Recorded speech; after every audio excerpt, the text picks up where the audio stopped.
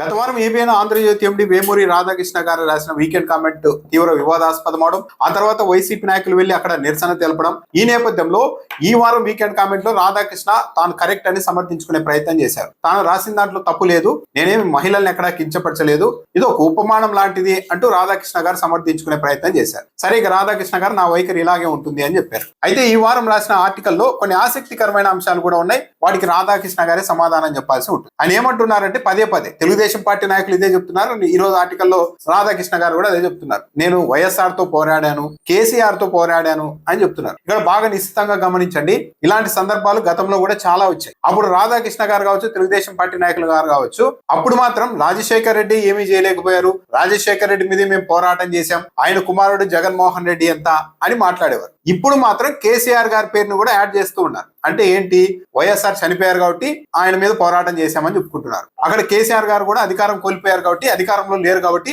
ఇక ఇప్పట్లో ఏమీ చేయలేరన్న ఉద్దేశంతో రాజశేఖర రెడ్డి గారి పేరుతో పాటు కేసీఆర్ గారి పేరును కూడా యాడ్ చేసి వైఎస్ఆర్ తో కేసీఆర్ తోనే మేము పోరాడాం, వాళ్ళే ఏమీ చేయలేకపోయారు, జగన్మోహన్ రెడ్డి అంత అన్నట్టుగా మాట్లాడుతూ ఉన్నారు. ఒకవేళ నిజంగా కేసీఆర్ గారు ఇప్పటికీ కూడా ముఖ్యమంత్రిగా ఉంటే వైఎస్ రాజశేఖర రెడ్డి గారి పేరు పక్కన కేసీఆర్ గారి పేరుని కూడా వాడి కేసీఆర్ తో కూడా మేము పోరాటం చేశాం, కేసీఆర్ మమ్మల్ని ఏమీ చేయలేకపోయారు అని తెలుగుదేశం పార్టీ వాళ్ళు కానీ రాధాకృష్ణ గారు కానీ అని ఉండేవాళ్ళు కాదు. కేసీఆర్ గారు ఎప్పుడైతే ముఖ్యమంత్రి పదవి కోల్పోయారో అప్పటి నుంచి వైఎస్ఆర్ పేరు పక్కన కేసీఆర్ పేరుని కూడా వాడడం మొదలు పెట్టారు వీళ్ళు. అయితే ఈసారి బీఆర్ఎస్ పార్టీ తెలంగాణలో అధికారంలోకి వస్తే తెలుగుదేశం పార్టీ మీడియా సంస్థల పట్ల వారు ఇదివరకు చూపినంత కనికరం, సౌమ్యత ఈసారి చూపే పరిస్థితులు కనిపించడం లేదు. ఎందుకంటే అక్కడ కూడా వాళ్ళ కుటుంబాల్లో కూడా చిచ్చు పెట్టే వరకు తెలుగుదేశం పార్టీ మీడియా వెళ్ళిపోయింది. కేటీఆర్ స్వయంగా తన భార్య ఫోన్ నే ట్యాప్ చేయించారని కూడా ప్రచారం చేశారు. ప్రతిపక్షంలో ఉన్నప్పటికీ కూడా వెళ్లి ఒక టీవీ ఆఫీసును పగలగొట్టేశారు బీఆర్ఎస్ కార్యకర్తలు. ఇలాంటి నేపథ్యాన్ని సృష్టించుకున్న తర్వాత ఒకవేళ బీఆర్ఎస్ అధికారంలోకి వచ్చిన తర్వాత కొన్ని మీడియా సంస్థలకైతే ఇబ్బంది ఉంటుంది. రాధాకృష్ణ గారు మరో ఆసక్తికరమైన అంశం రాశారు. ఆంధ్రప్రదేశ్ లో జగన్ రెడ్డి, తెలంగాణలో కేసీఆర్ అధికారంలో ఉన్నప్పుడు వారి తప్పొప్పుల్ని ఇదే వీకెండ్ కామెంట్ లో అనేక మార్లు ఎత్తి చూపాను. వాటిని సరిదిద్దుకోకపోగా వ్యక్తిగత ద్వేషంతో విమర్శిస్తున్నానని వారు ఇరువురు భావించారు. దిద్దుబాటు చర్యలు తీసుకోలేదు. పర్యవసానమే గత ఎన్నికల్లో ఇరువురు పరాజయం మూటగట్టుకున్నారు. రాధాకృష్ణ గారు చెప్తున్నది ఏంటంటే, నేను చాలా వరకు వీళ్ళకి లోపాలను ఎత్తి చూపాను, జగన్మోహన్ రెడ్డి కేసీఆర్ లోపాలని, కానీ వాళ్ళు పట్టించుకోలేదు, అందుకే ఓడిపోయారు. నా సలహాలు సూచనలు పాటించి ఉంటే గెలిచి ఉండేవారేమో అన్నట్టుగా రాధాకృష్ణ గారి ఉద్దేశం. ఇక్కడ గమనించాల్సింది ఏంటంటే, సరే జగన్మోహన్ రెడ్డి కేసీఆర్ సలహాలు తీసుకోలేదు కాబట్టి ఓడిపోయారు అనుకుందాం. 30 ఏళ్లుగా రాధాకృష్ణ గారి సలహాలు తీసుకుంటున్న చంద్రబాబు నాయుడు గారు కంటిన్యూగా రెండోసారి ఎందుకు గెలవలేకపోతున్నారు? ఒక ఎన్నికల్లో ఏదో విధంగా చెప్పి అధికారంలోకి రావడం, ఆ తర్వాత ఎన్నికల్లో ఘోరంగా ఓడిపోవడం ఎందుకు జరుగుతోంది? ఆర్కే గారి సలహాలు పాటించని కేసీఆర్ గారు 2 సార్లు కంటిన్యూగా అధికారంలోకి వచ్చారు. ఆర్కే గారి సలహాలు పాటించిన వైఎస్ రాజశేఖర రెడ్డి గారు కూడా 2 సార్లు వరుసగా 2004, 2009లో గెలిచారు. కానీ చంద్రబాబు నాయుడు గారు ఎందుకు గెలవలేకపోతున్నారు వరుసగా? ఎందుకు చంద్రబాబు నాయుడు గారు ఒంటరిగా వెళ్లి ఎన్నికల్ని ఫేస్ చేసే పరిస్థితుల్లో కూడా లేరు? రాధాకృష్ణ గారి సలహాలు అంత పవర్ఫుల్ అయితే చంద్రబాబు నాయుడు గారికి ఎదురే ఉండకూడదు కదా. పైగా చంద్రబాబు నాయుడు గారు, రేవంత్ రెడ్డి గారు నేను ఇచ్చే సలహాల్ని ఎత్తి చూపే లోపాలని పరిగణలోనికి తీసుకొని సరిదిద్దుకుంటున్నారని కూడా రాధాకృష్ణ గారు రాశారు. సరే, ఈసారైనా సరే రాధాకృష్ణ గారి సలహాలు పాటిస్తున్న చంద్రబాబు నాయుడు గారు కానీ రేవంత్ రెడ్డి గారు కానీ మళ్ళీ అధికారంలోకి వస్తారో లేదో ప్రజలే నిర్ణయిస్తారు. పువ్వు పుట్టగానే పరిమళిస్తుంది అన్నట్టు జగన్ రెడ్డిలో ఫ్యాక్షన్ మనస్తత్వం పుట్టుకతోనే వచ్చింది. తాత రాజారెడ్డి పెంపకంలో పెరిగారు కదా, మరి జగన్ రెడ్డి అనే వ్యక్తి 100 మంది రాజారెడ్డిలతో సమానమని చెబుతారు. రాజకీయాల్లోనికి రాకముందే ఫ్యాక్షన్ లక్షణాలు వంట పట్టించుకున్నారు.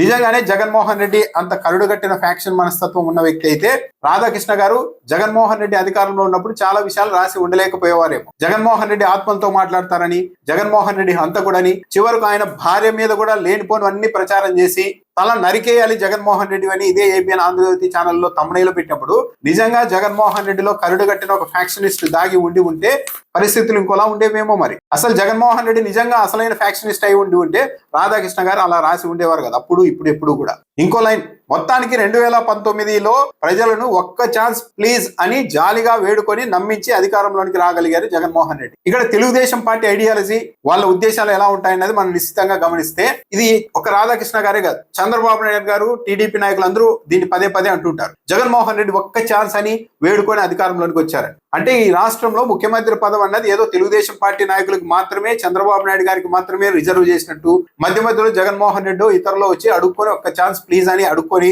అధికారంలోనికి వచ్చినట్లు, ప్రజలు ఆ జాలిపడి ఒకసారి అవకాశం ఇచ్చినట్టు, లేకుంటే ముఖ్యమంత్రి పదవి కంప్లీట్ గా చంద్రబాబు నాయుడు గారికి తెలుగుదేశం పార్టీ నాయకులకే అది రిజర్వ్ చేసినట్టుగా వీళ్ళ వైఖరి ఉంటుంది. అసలు ఎవరు ప్రజల్ని అడుక్కొని అధికారంలోనికి వస్తూ ఉన్నారు? ప్రతి ఎన్నికల్లో గమనించండి, చంద్రబాబు నాయుడు గారు ఓడిపోగానే నేను కొన్ని తప్పులు చేశాను, ఉద్యోగస్తుల విషయంలో అలా వ్యవహరించి ఉండాల్సింది కాదు, బీజేపీతో ఇలా వ్యవహరించాల్సింది కాదు, నరేంద్ర మోడీ గారితో అనవసరంగా గొడవ పెట్టుకున్నాను, ఈసారి అధికారంలోకి వస్తే రైతుల్ని గాని ప్రజల్ని గాని ఉద్యోగుల్ని గాని ఏమాత్రం ఇబ్బంది పెట్టరు, బాగా చూసుకుంటాను, ఇలా మళ్ళీ అందరినీ నమ్మించి అధికారంలోకి రావడం అన్నది పదే పదే చంద్రబాబు నాయుడు గారు చేస్తున్నారు. జగన్మోహన్ రెడ్డి గారు చేయలేదు, కేసీఆర్ గారు చేయలేదు, వైఎస్ రాజశేఖర రెడ్డి గారు కూడా చేయలేదు. కానీ తిరిగి వీళ్ళే మళ్ళీ నమ్మించి ఒక్క ఛాన్స్ ప్లీజ్ అని చెప్పి మధ్యలో అధికారంలోకి వచ్చారని చెప్పి జగన్మోహన్ రెడ్డి గారిని వీళ్ళు మాట్లాడుతూ ఉంటారు. అధినాయకుడి తెలివి తక్కువ నిర్ణయమైన మావిగన్ వంటి వాటిని ప్రశ్నించకపోవడం ఏమిటని ఆ పార్టీ నాయకుల్ని ప్రశ్నించాను.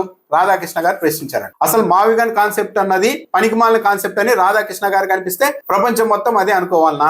అసలు మావిగన్ కాన్సెప్ట్ పనికిమాలినది అయితే ఎందుకు తెలుగుదేశం పార్టీ వాళ్ళు ఇంత కంగారు పడిపోతున్నారు, హైరాణ పడిపోతూ ఉన్నారు?